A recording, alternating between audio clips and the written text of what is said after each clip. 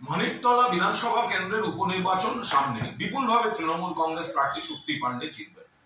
এই পরিস্থিতিতে রবিবার 7ই জুলাই রাত 11:30টায় বিজেপির প্রার্থী কল্যাণ চৌবে আমাকে ফোন করেছিলেন।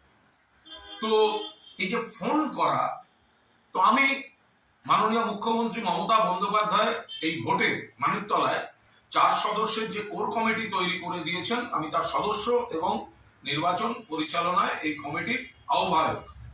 আমাকে ফোন করছেন কে? বিজেপির প্রার্থী কল্যাণ চৌবে। গণতন্ত্র, সৌজন্য, ফোন করতে পারেন, সহযোগিতা চাইতে পারেন, কিন্তু এ কথা সে কথার পর কল্যাণবাবু তো AIF এর সভাপতি ফুটবলের। তিনি আমায় বলছেন আমি যদি তাকে সাহায্য করি তাহলে তিনি আমায় খেলার জগতে রাজ্য বা জাতীয় স্তরে বড় পদ দেবেন। আমি এখন মোহনবাগানের সহ সভাপতি, তো তিনি ভেবেছেন আমাকে বড় পদ দিলে আমাকে দিয়ে দলের অন্তর্ঘাত করানো যাবে। এটা অত্যন্ত কুরুচিকর, নিম্নমানের, সংকীর্ণ, একটা বাজে মানসিকতা। প্রতিপক্ষের কাছে সহযোগিতা চাওয়া যেতে পারে, খেলার মাঠের সৌজন্যের পূর্ব পরিচয়, কিন্তু তার সঙ্গে এই যে ঘুষ দেওয়ার প্রবণতা, আপনি মনে করলে আমি আপনাকে জাতীয় স্তরে, আপনি AIF এর সভাপতি বলে কুণাল ঘোষ, আজ মনে রাখবেন কেন্দ্রীয় সরকার আমাকে টেলিফোন অ্যাডভাইসারি কমিটির চেয়ারম্যান করেছিল। আমার জীবনের অনেক ঝড় জলের পর আমি প্রত্যাখ্যান করেছিলাম। আমি বলছি অত্যন্ত খারাপ মানসিকতা বিজেপির এই প্রার্থী, এবং বিজেপির এই হচ্ছে হাল, গোহারা হারবে।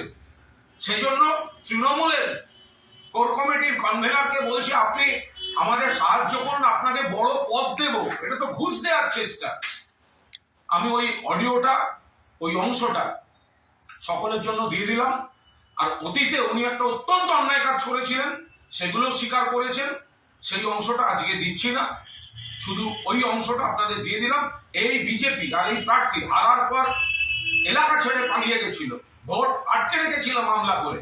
এখন যখন দেখছে গোহারা হারবে, তখন এইসব হচ্ছে ঘুষের অফার, এদের একটা ভোট দেবেন না। ধরুন আমার কাজ এখন খুব সত্যি কথা বলতে কি আপনাকে বা আপনার দলকে কতটা ভোটে হারানো যায়, এবার মানুষ কি করবেন সে তো মানুষের বিষয়, কিন্তু আমার কাজ এখন যেটা দল বা নেত্রীও দিয়েছেন সেটা হচ্ছে সিটটাকে জিতিয়ে আনা। কুণালদা, আপনার কাছে খুব অনুরোধ করছি, আপনি আমার একদম নিবেদন স্বরূপ অনুরোধ করছি, যদি কোথাও মনে হয় একটা উপনির্বাচনে তো আপনার সরকার গড়বে না, ভাঙবে না, যদি কোথাও মনে আমরা তো হয়, সেটাই মানুষকে বলছি, একটা সরকার গড়বে না, ভাঙবে না, কিন্তু সেই কারণেই যখন বিধায়ক চুজ করবেন তাহলে সরকারি পক্ষের লোককে করুন, যাতে এলাকায় আরও ভালো করে কাজ করে। এটা আমরা বক্তৃতাতেও বলছি, আমাদের লাইনও সেটাই। না, আমি আপনার কথাটা শুনলাম আর কি। না, আমি ঠিক, আপনি যা বলেছেন ঠিক বলেছেন, কিন্তু আমি যদি এখান থেকে বিধায়ক হতে পারি, আমার মনে হবে যে সেখানে আপনার একটা বৃহৎ ভূমিকা থাকবে।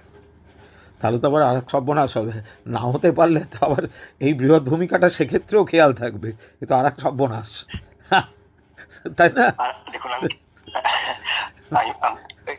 দেখুন, কথায় তো চলতে থাকবে। না, ঠিক আছে, ঠিক আছে, খেলাধুলার মধ্যে একদম একদম একদম ঠিক আছে, এটা হতেই পারে, আপনি লড়েছেন, দেখা যাক, বাকি আবার কথা হবে ভবিষ্যতে। আমি বলি যে যদি কৃতজ্ঞতা স্বরূপ, না, যদি ভবিষ্যতেও কখনো খেলাধুলায়, সে সর্বভারতীয় পর্যায়ে হোক কি রাজ্য পর্যায়ে হোক, কোথাও আপনার মনে হয়, আমি আপনাকে অ্যাকোমোডেট করার চেষ্টা করব।